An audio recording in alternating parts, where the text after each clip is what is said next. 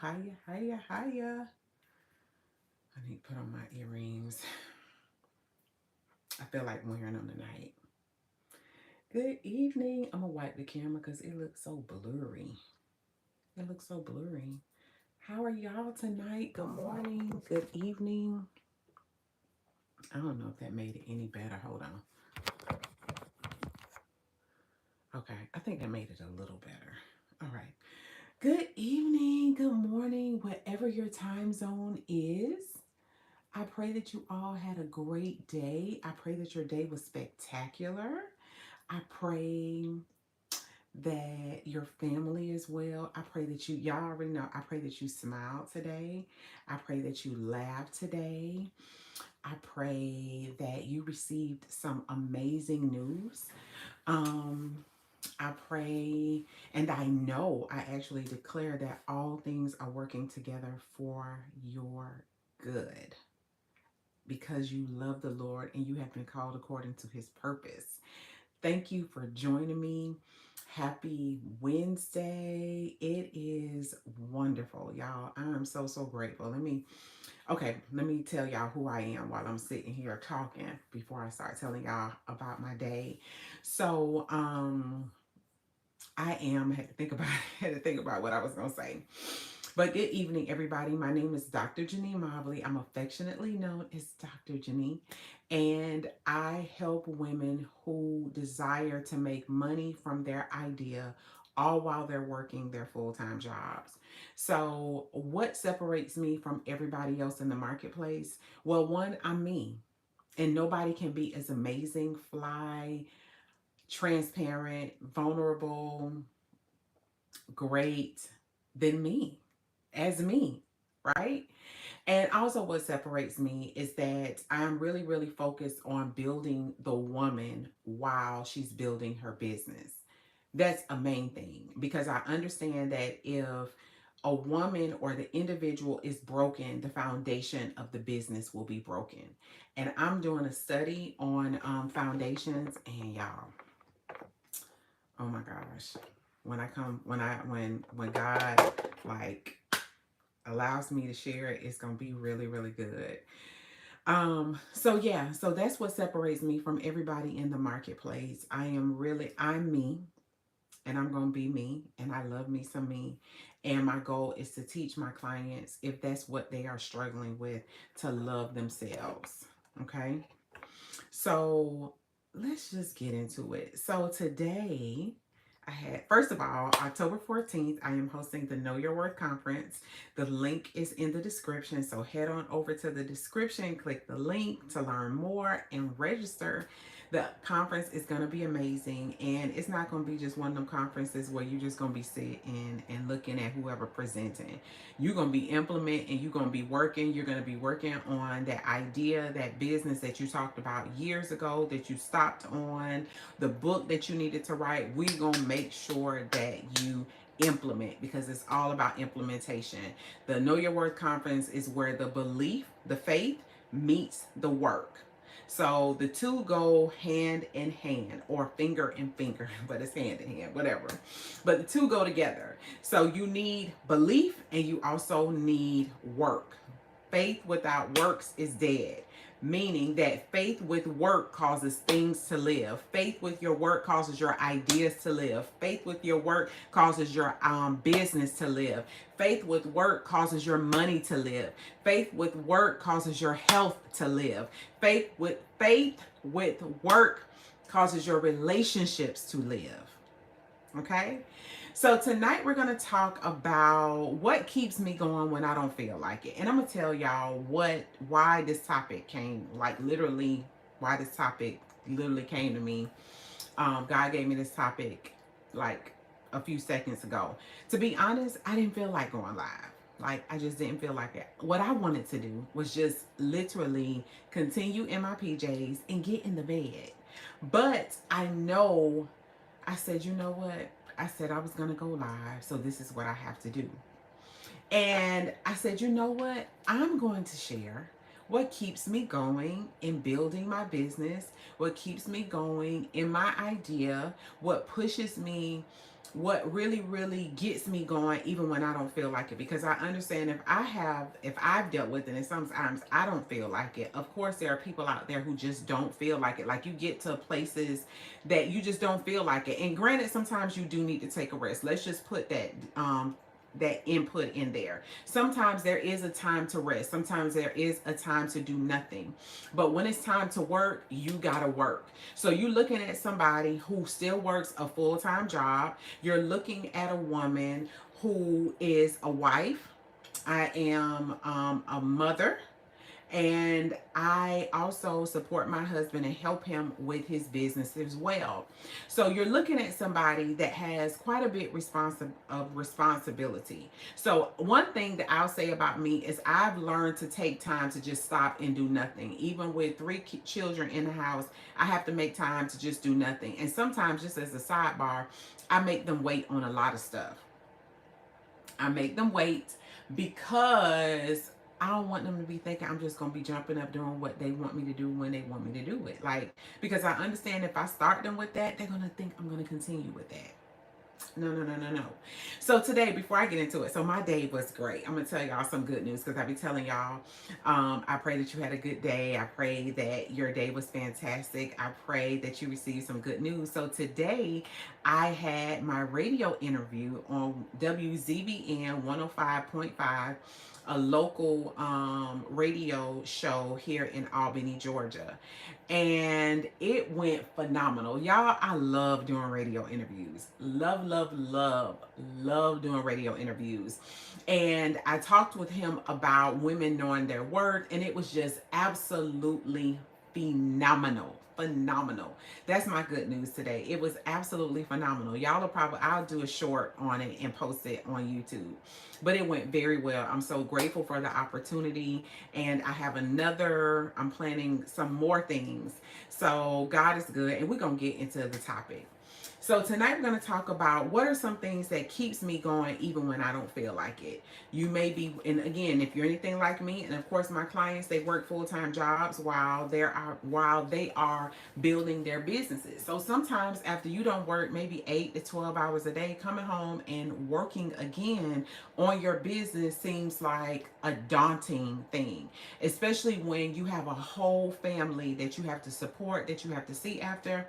And one thing that I am truly, truly grateful for, just really putting this out there about my husband, him and I work together. And that is the blessing about partnership. That is the blessing about two people coming together and working effectively. Like we both work to make sure that the kids are bathed. He cooks, he cleans. I help with the homework. Like we work together. And it just really, really makes our household a whole lot smoother. It makes it a lot less stressful. And it takes off a lot of weight on the both of us. Another thing that we do, and I'm gonna have to do probably like a reel or something to like show systems that I have set up to make life a little bit easier while we are building a business. We go grocery shopping on a particular day, so we just get some things done. So what are some things that really, really keeps me going in building my idea, building my business, even when I don't feel like it, even when I don't feel like staying up late at night to work on things, even when I don't feel like this morning I woke up at about maybe between 3 and 4 o'clock and I started scheduling a post. Why did I do that? Because I have a whole family and I work a full-time job. So I have to maximize on the time that I have. Yes, I would prefer to be asleep, but guess what? It's bigger than me. So let's get into the point. So the first thing is this. You have to quit personalizing it. That is the first thing. I remember, and this is a total transparent moment because I'm going to be honest with y'all. So a couple of years ago, I started out as a life coach. Still am a life coach, right? And when I started my business, I myself was struggling with fear, a lack of confidence in myself. So I was still teaching people, but I lacked the confidence in myself in terms of building my business, right? There were certain aspects about fear and confidence that I overcame, but when it comes down to building a business, in my opinion, it takes a whole nother mindset than it does when you are building confidence personally, than it does when you are working on somebody's job. And I was struggling. And because I really lacked confidence in my ability to do it, I wasn't marketing like I was supposed to. I wasn't showing up. I was allowing a fear of rejection to stifle me. I really wasn't showing up. And what was happening was I was starting and stopping, starting and stopping. So I would make money and then I would stop and then there were times that I wasn't seeing results. And really what that was because I wasn't doing the work. Again, I had ounce of faith, but I wasn't doing the work consistently. So as a result, the results in my business showed. I wasn't getting the results that I was supposed to and desired to get. I had amazing coach who gave amazing tips. However, I wasn't implementing them. So a lot of the times, majority of people, is not that you don't know what to do specifically, you're just not doing it. So there's a level of accountability that has to be had, if that's the whole thing. So the first thing is, when you don't feel like working on your business, or how do you transition through those moments, you have to understand that you cannot make it personal, right? And what do I mean that you cannot make it personal? Yeah. Quit making it personal all of the time. So what do I mean? Now, there are times, as I stated earlier, that you do need to stop and you do need to rest. There are times where you do need to pause. You do need to put your foot on the brake. And there are some times where you need to totally put you in park, right? Hey, Cena, it's good to see you, hon. So proud of you. I'm seeing the videos. Keep them up. Keep them up. And if you all would share this live broadcast, text it to about 2 people, I would greatly appreciate it, right? So this is the other thing. You have to quit taking it personal. Remember, this is an idea. This is a gift that God has given you. And this is like going into number 3. But you have to understand that it's so much bigger than you. You're so welcome. It's so much more bigger than you. So let me give you all a perspective. And this actually ties into number 3. So I love the story of Jeremiah 1 in the Bible, right? Long story short, God calls Jeremiah to be a prophet. And he confronts him and say, look, and this is just the JMV version, the JaNee Mobley version of Jeremiah 1, right? And he tells Jeremiah, I called you to be a prophet. Well, how Jeremiah responds is from the perspective and the lens of how he sees himself in that present moment. Quick thought. When God formed you in your mother's womb, totally scratch that. Before he formed you in your mother's womb, he knew you. So look at it from this perspective. And I love using this example because I like Tide. It's probably not the most green item, but hey, whatever. I love the way it smells. So when I believe it was Procter and Gamble or whoever the scientist was that made Tide, there was a problem. So there was some clothes that needed to be cleaned to a greater degree. And the scientists decided to say, guess what? I need to make something that's going to clean these clothes and make them smell exceptionally good, right? So they knew before they even began the ingredients, the chemicals, they knew Tide. They knew what they wanted Tide to do before they began to put the chemicals together. So in that same way, God knew you. He knew what he wanted you to do. He knew what the problem was. Even before you were formed, even before there was hair on your head, even before you were built, there was an assignment for your life. So here's the thing. The problem or the assignment came before you were formed. I'm going to say that again. The assignment on your life came before you were born. And a lot of times people feel unworthy because they made mistakes, they've sinned, they've done all of these different things. But here's the thing. The assignment was there before you were formed. So what that means is the assignment was present before you made a mistake. And one thing about God, he is all-knowing. He knows everything. Nothing gets past him. The reality of it is the assignment is still there. So we go back to Jeremiah, and he began to judge himself based on the fact that he was just a child. He saw, this is how he saw himself, right? Jeremiah just saw himself as a child. He saw himself as being unworthy. He was thinking to himself, or he even said out loud, like, God, how you gonna use me? Again, the JMV version. Now, y'all don't quote me, right? How you gonna use somebody like me and I'm just a child? God, how you gonna use me and I done made these mistakes? God, how you gonna use me and I messed up a lot of my life? God, how you gonna use me and I used to talk a whole bunch of trash. I used to beat people up. I used to fight all the time. I used to steal. I used to do all of these things. God, how you gonna use me? Again, looking out of your own lens. The problem is that you have to begin to shift your lens to see it from the perspective of the one who created you. Remember, he already knew you before he formed you. He knew you before he gave you eyes. He knew you before he gave you genitalia. He knew all of that. Amazing, right? He knew that. But yet, he still formed you. Yet you're still alive. So you have to understand that you still being here is still God's grace of saying, you know what? I still have a purpose for Cena's life. I still have a purpose for whoever else is on here. I still have a purpose for Dr. JaNee. Look, let me tell y'all. If you looking to be perfect before you do what you need to do, you got it all wrong. Like, you got it all wrong. Like, completely wrong. Okay? So you have to understand that your assignment is so much more bigger than you. Number one, here's number two. I said one. I'm like, bro man from the fifth floor.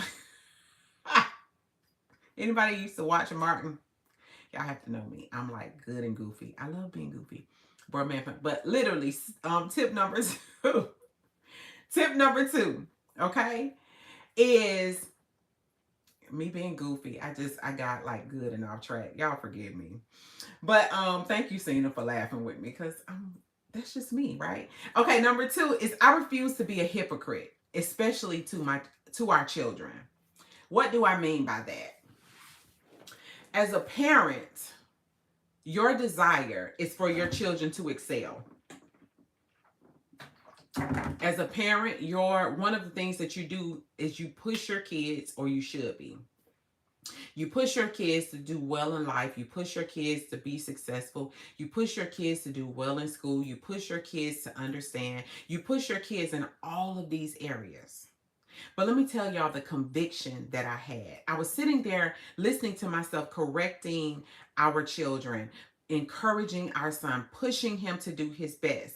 And what it did was it challenged me to turn back around and look at myself and ask myself, am I pushing myself to do my best? And at that moment, I said, I refuse to be a hypocrite. We start and stop things too often, well, too often. And to be honest, here's the reality. Here's the reality. I'm glad, right? To God be the glory. It is good, right? Because whatever God does is good. Okay, here's the thing, right? So, see, being goofy gets me off track. Okay, so where was I? All right. So here's the thing. Children learn more by observation than they do conversation. So you can sit here and fuss all day. You can tell them what they should and shouldn't do. But in the meanwhile, in the background, your kid or your kids are just looking at you like this. We have a daughter, and she mimics a lot of the stuff that I do. And it reminds me all of the time that she's always watching me. Our children watch us. If you have children, trust me, they watch you. So they learn more by observation than they do conversation. So the things that you do matter. And I said to myself, I refuse to be a hypocrite. Yes, they are sponges. I refuse to be a hypocrite to our kids.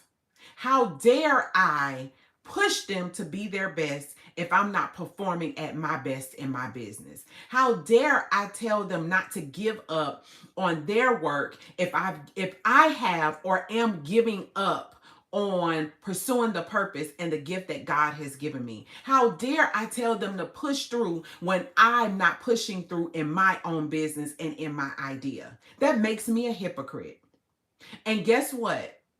Then you wonder why your children later on do the same thing. They repeat the same pattern. They stop and start things. They don't take certain things in life seriously because guess what? They have observed you not take your business seriously. They have observed you start and stop your business. They have observed you not take your business seriously. So for them, it's like, okay, I'm learning by what I have seen my parents my parents demonstrate in my life. So if you demonstrated this to them, remember, we are their first examples. We are their first examples. Right? So when we show them that we lack accountability, personal accountability, then they won't be accountable to themselves. I literally tell our kids, Mama's getting ready to go to work in the room, meaning I'm getting ready to go live. I let them know. I let them know Mama has some work to do. Yes, I make time for them to do stuff like that. Yes. But I let them know that this is what I'm doing because I want them to know that we are taking what God has given us seriously. And I want them to do the same. So number one, you got to understand, even if you don't feel like moving forward in your idea, even if you look at the results and you don't see the results in your business as quick as you want to see them, sidebar, this is the thing.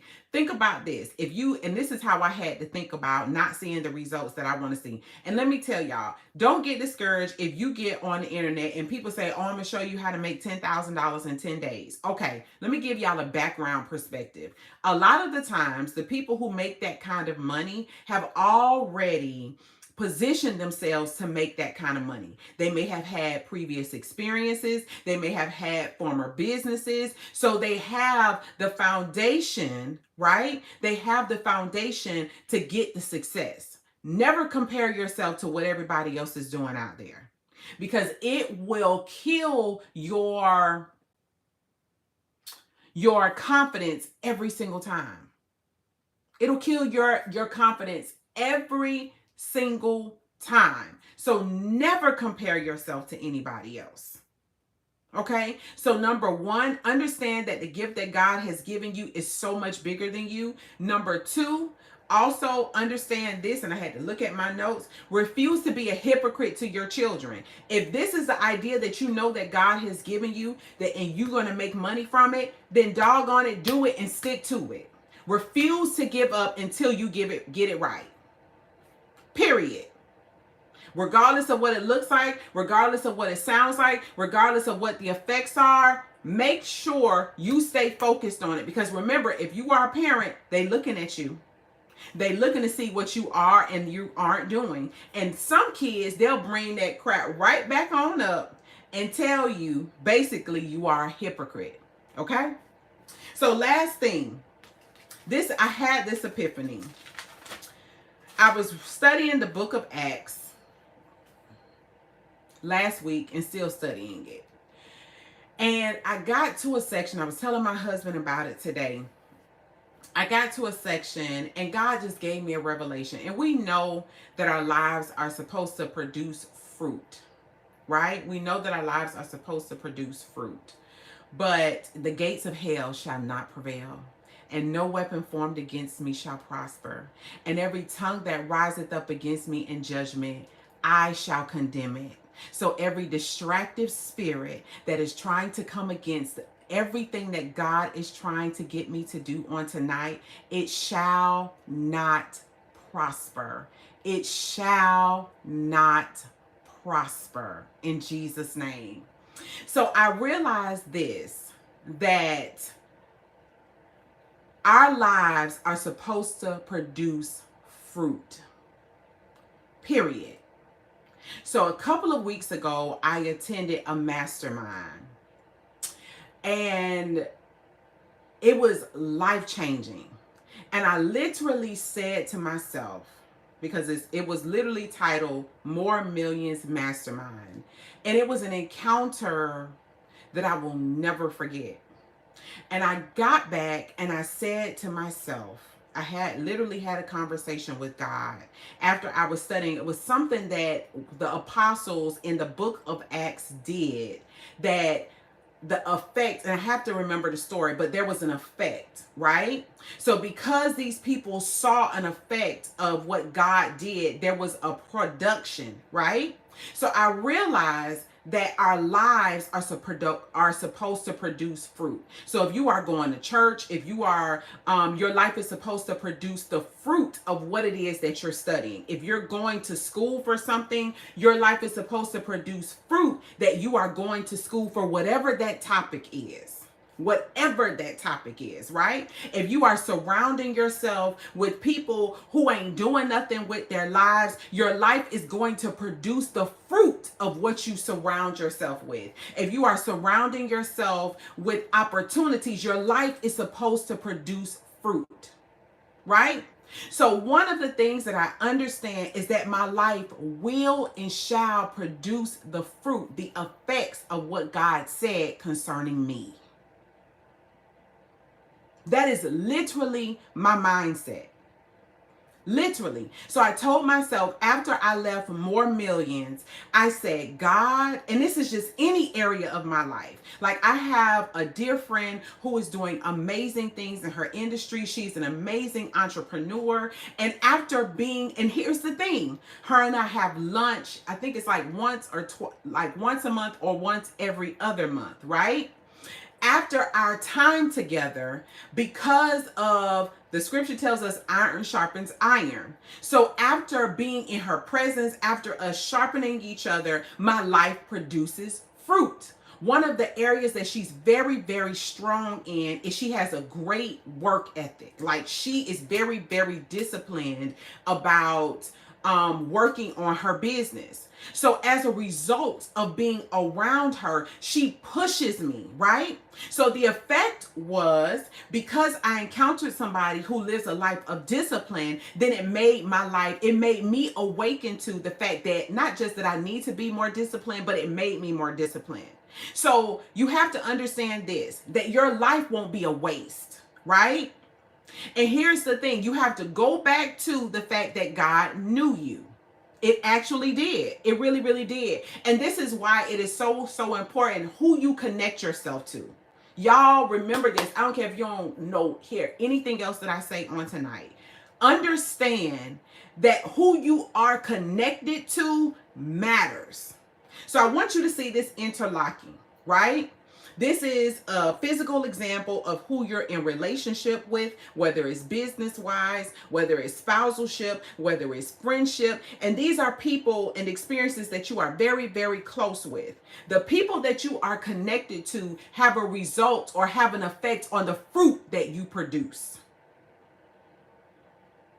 Because I think it was Brother Joseph in the Old Testament, because he interpreted dreams of two gentlemen who were in prison with him. When one of the gentlemen was released, it was him that then told Pharaoh of the gift that Joseph had. And because of that connection, Joseph was then set free. So who you're connected to has the power to free you. What you are connected to has the power to bound you to something, or free you. So be careful who you're in relationship with. Be careful who you're connected to. Be careful, because the effects are and could be dire, right? So this is literally my mindset. I refuse to be God's waste. I refuse to be. You looking at the woman who treated her business as a hobby. I would start and stop, start and stop, start and stop. I wasn't consistent at the time, so because of that, I wasn't getting results. I wasn't disciplined, so I wasn't getting results. Right? So I had to shift. I had to shift my way of thinking, because at the time, my way of thinking was very, very thwarted. even as a believer. And the root of it was that I really didn't know whose I was and who my God was. When I really caught the revelation of who my God truly is, it shifted my whole perspective on how I saw myself, and therefore my business and the gift that he entrusted me with. I always go back to Jeremiah 1, that even when Jeremiah felt unqualified, God replied to him. And I'm gonna have to get the scripture, because oh my gosh, like it always blesses me. But even when Jeremiah felt like he was unqualified, God was like, no, quit saying that. Again, this is the JMV version. Get your Bible, turn to Jeremiah 1. I wish I had my other Bible. But he told him, I'm going to put the words in your mouth. I'm going to prepare you. I'm going to tell you what to say. So even if you don't feel qualified to move in the call that's on your life, your business, your idea, understand that he's already put the words in your mouth. He's already put the resources in you. They're already available to you. What you have to do is go out there and get it. Again, the faith got to meet the work. Don't go by your feelings, because trust me, your feelings will get you in trouble every single time. Every single time. I told y'all before I went live tonight, I ain't feel like it. But here's the thing. I'm hosting a conference October 14th. If I don't market my business, who else gonna market it? And here's another sidebar that I realized, that we are in a social media world, which means you got to be social. Which means you got to talk to people, which still means that this is a way of virtually networking. So we live in an age where there's so much chaos and crap all on social media all day. Some people are here today and some people are gone tomorrow, right? Some people are here today and they are gone tomorrow. So you have to take your business seriously. And the way you take it seriously is you market it to the masses. The more you market it, the more you position yourself to build a community of people that trust and know that you're going to be a brand that stays. That you're going to be a brand that is going to be consistent. That you're going to be the individual that's going to be able to support them in whatever the problem is that you solve. So again, let's go back over those 3 tips. Tip number 1, quit making it about you. It's so much bigger than you. Your assignment is so much bigger than you. Number 2, don't be a hypocrite to your children. Remember, they are more so observers than they are listeners. So don't be a hypocrite to your children. Thank you, Cena. And number 3, be determined to always have the mindset that my life will not be a waste. My life will be fruitful. That my life will reflect and yield the fruit of God's seed that was planted in me. So I must go out and do what I'm supposed to do, and do it consistently, not going by what it looks like. Because let me tell y'all, if you go by what it looks like, it's going to always be discouraging. Always going to be discouraging.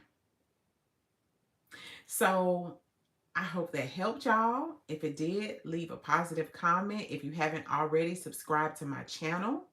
Also, click the link to learn more about the Know Your Worth conference. I am so excited. Like, I'm so excited. People ask me, am I doing it virtually?